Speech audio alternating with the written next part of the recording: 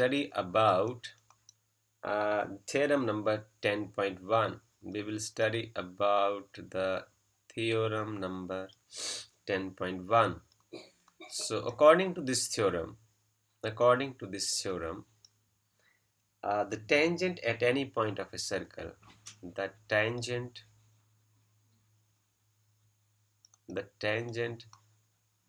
at any point,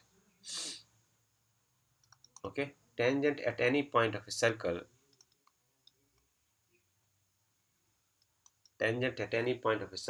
is perpendicular to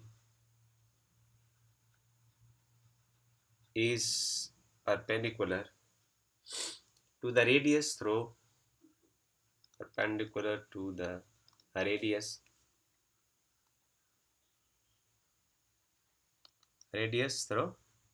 point of contact,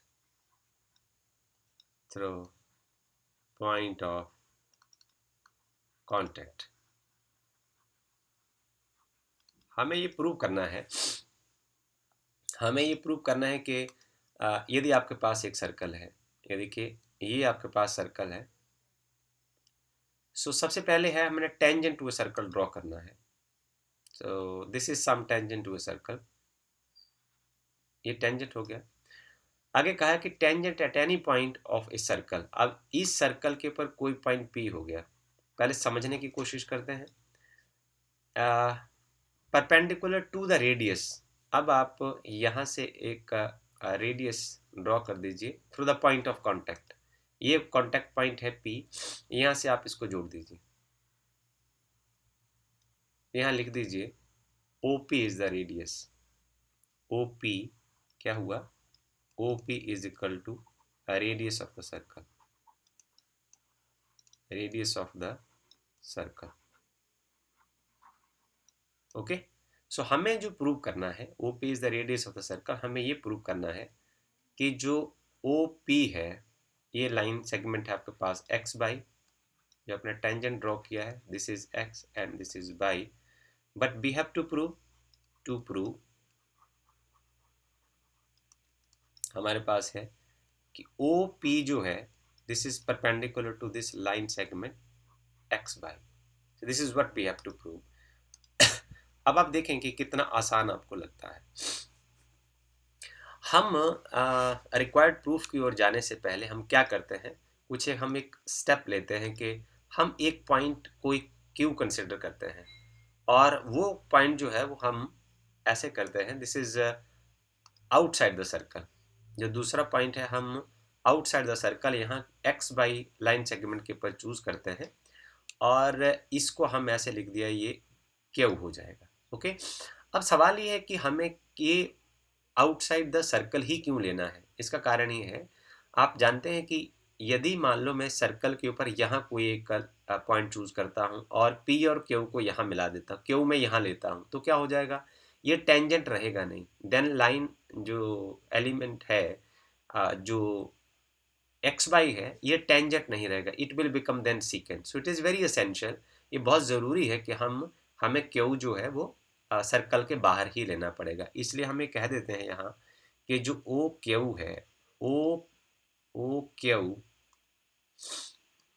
Q is greater than O P. जो O Q है वो O P से हमेशा बड़ा होगा. तो एक हमारे पास एक रिजल्ट आ गया, इसको मैं इक्वेशन नंबर 1 मार्क कर लेता हूँ. देखिए, अब इसके बाद में कुछ और लाइन सेगमेंट यहाँ से ड्रॉ करता हूँ. ओ से लाइन का जो हमारे पास एक स्मॉल एलिमेंट x बाई, इसके ऊपर कुछ हम लाइन सेगमेंट फिर ड्रॉ करते हैं.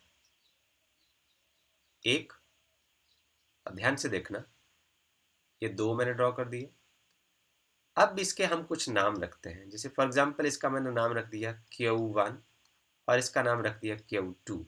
यहाँ हम लिखेंगे कि जो OQ1 भी जो है वो OP से बड़ा है, रेडियस से ज़्यादा है, और OQ2 जो है वो भी रेडियस से ज़्यादा है.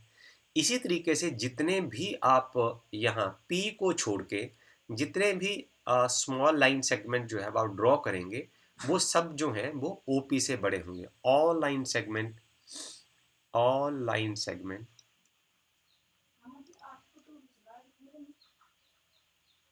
all line segment except point P